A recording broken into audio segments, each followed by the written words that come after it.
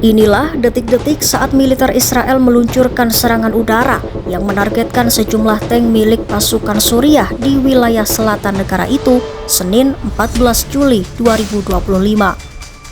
Dalam sebuah rekaman video yang dirilis militer Israel menunjukkan momen saat pesawat nirawak atau drone IDF meluncurkan serangan ke arah tank militer Suriah. Tank-tank Suriah itu disebut sedang dalam perjalanan menuju wilayah Sweida. Ya, serangan itu terjadi di dekat desa Sami, wilayah Sweida, di tengah konflik yang tengah memanas antara pasukan pemerintah, suku Badui, dan milisi Druze. Dalam serangan itu, Israel menggunakan amunisi berukuran kecil dari drone untuk mengganggu pergerakan pasukan Suriah. Salah satu tank Suriah pun dilaporkan terbakar di wilayah Masra'a dekat Sweida. Sementara itu, tidak ada laporan korban jiwa dari insiden tersebut. Israel menyatakan langkah tersebut diambil untuk melindungi komunitas Druze Suriah dan mencegah berkembangnya kekuatan militer yang berpotensi membahayakan di selatan Suriah. Ya, IDF mengatakan keberadaan kendaraan militer Suriah di wilayah selatan dianggap sebagai ancaman potensial bagi keamanan Israel.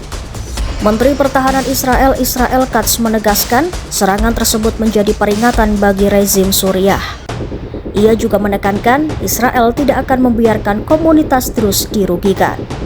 Serangan oleh militer Israel itu terjadi di tengah memanasnya situasi di wilayah Sweida, tempat bentrokan sengit antara kelompok milisi Druze dan suku Badui yang sudah berlangsung dalam beberapa hari terakhir. Pasukan pemerintah Suriah pun dikerahkan ke wilayah tersebut, namun justru bentrok dengan kelompok bersenjata lokal. Menurut Kementerian Dalam Negeri Suriah, lebih dari 30 orang tewas dan hampir 100 lainnya luka-luka. Sementara itu, Observatorium Suriah untuk Hak Asasi Manusia yang berbasis di Inggris menyebut sedikitnya 89 orang tewas, termasuk anak-anak dan anggota pasukan keamanan. Bentrok awalnya dipicu oleh penculikan dan perampokan terhadap seorang penjual sayur dari komunitas Druze.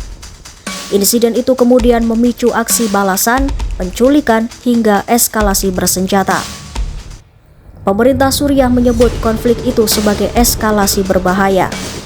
Bahkan, pemerintah Suriah sendiri mengaku sulit mengendalikan situasi meskipun sudah ada seruan untuk menenangkan kondisi. Wakil utusan khusus PBB untuk Suriah, Najat Rojdi pun menyuarakan keprihatinan mendalam dan mendesak dialog serta perlindungan bagi warga sipil.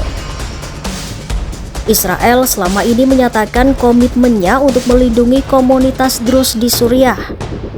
Sekitar 150.000 warga Druze tinggal di Israel, sebagian besar di dataran tinggi Golan, yaitu wilayah yang direbut Israel dari Suriah pada 1967 dan dianeksasi pada 1981. Beberapa kelompok Druze di Suriah mendesak perlindungan internasional. Pemimpin Druze, Sheikh Hikmat Al-Hijri pun menyerukan tindakan global untuk menghentikan kekerasan terhadap komunitasnya. Setelah penggulingan Presiden Suriah Bashar al-Assad pada Desember 2024, Israel memang semakin gencar melancarkan serangan udara di wilayah selatan Suriah untuk mencegah penguatan kelompok bersenjata di dekat perbatasannya.